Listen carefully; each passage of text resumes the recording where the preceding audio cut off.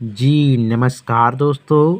आज मैं आपको इतिहास के बारे में बताना चाहता हूं दोस्तों। जो ऐतिहासिक चीज़ है वो है आज बिंदुसार के बारे में। बिंदुसार जो चंद्रगुप्त मौर्य का पुत्र था बिंदुसार, उसी के बारे में दोस्तों आज मैं आपको बताने वाला हूं। चलिए ज़्यादा समय नहीं लेते हुए दोस्तों आपको कम समय में पूरी अच्छे तरीके से लूसेंट सामान्य ज्ञान का जानकारी आपको अच्छे तरीके से देना चाहता हूँ। चलिए दोस्तों, चंद्रगुप्त मौर्य का उत्तराधिकारी बिंदुसार हुआ, जो 298 ईस्वी पूर्व में मगध की राजगद्दी पर बैठा।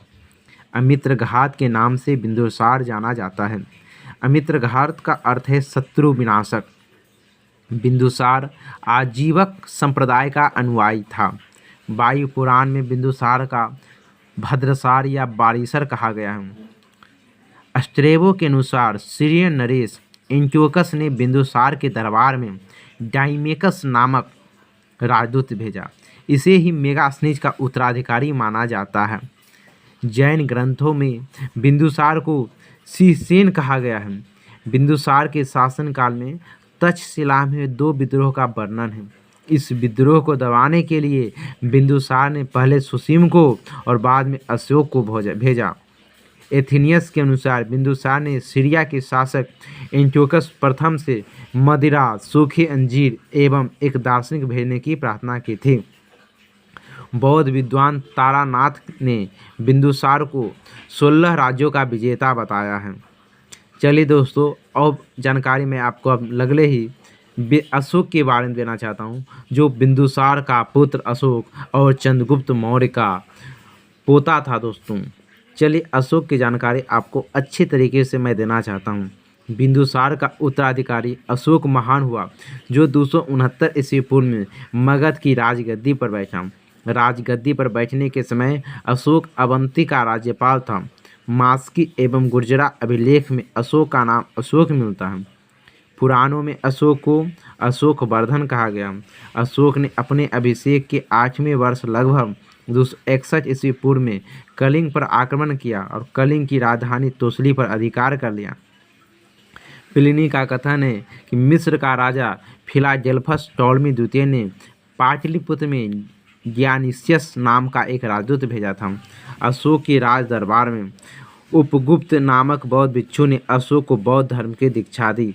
अशोक ने आजीविकों को रहने हेतु बराबर की पहाड़ियों पर 4 गुफाओं का निर्माण करवाया, जिनका नाम कर्ज, चौपाड़, सुदामा तथा विश्व झोपड़ी था।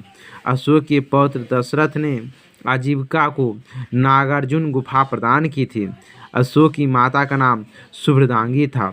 अशोक ने बौद्ध धर्म के प्रचार के लिए अपने पुत्र महेंद्र एवं पुत्री संघमित्रा को श्रीलंका भेजा। भारत में शिलालेख का प्रचलन सर्वप्रथम अशोक ने किया। अशोक के शिलालेखों में ब्राह्मी, ख्रोष्टी, ग्रीक एवं आरमाइक लिपि का प्रयोग हुआ है। ग्रीक एवं आरमाइक लिपि का अभिलेख अफगानिस्तान से, ख्रोष्टी लिपि का अभिलेख उत्तर पश्चिम पाकिस्तान से और शेष भारत से ब्राह्मी लिपि के अभिलेख मिले हैं। अशोक के अभिलेखों को 3 भागों में बांटा जा सकता है: शिलालेख, स्तंभलेख तथा गुहालेख। अशोक के शिलालेख की खोज 1750 ईस्वी में पाद्रेची पेंथरा ने की थी। इनकी संख्या 14 है। अशोक के अभिलेख पढ़ने में सबसे पहली सफलता 1837 ईस्वी में जेम्स प्रिंसप को हुई है। दोस्तों ये बहुत ही इम्पोर्टेंट टॉपिक है, इसके बारे में आप अच्छी तरीके से जानकारी, क्योंकि कंपटीशन में ये ज़्यादातर प्रश्न इसी से पूछे जाते हैं। अशोक के अभिलेख पढ़ने में सबसे पहली जो सफलता जेम्स प्रिंसप को हुई, जो ईस्वी था दोस्तों 1837 ईस्वी। वेरी वेरी इंपॉर्टेंट है दोस्तों। अशोक के प्रमुख शिलालेख एवं उनमें वर्णित विषय। पहला शिलालेख, दोस्तों अशोक ने 14 शिलालेख का उद्घाटन किया था, जिसमें पहला शिलालेख है इसमें पशु बलि की निंदा की गई है। दूसरा शिलालेख में इसने अशोक ने मनुष्य एवं पशु दोनों को चिकित्सा व्यवस्था का उल्लेख किया है। तीसरा अभिलेख शिलालेख में इसमें राजकीय अधिकारियों को यह आदेश दिया है कि हर 5वें वर्ष के उपरांत दौरे पर जाएं। इस शिलालेख में कुछ धार्मिक नियमों का भी उल्लेख किया गया। चौथा शिलालेख, इस अभिलेख में भेरी घोष की जगह धर्म घोष की घोषणा की गई है।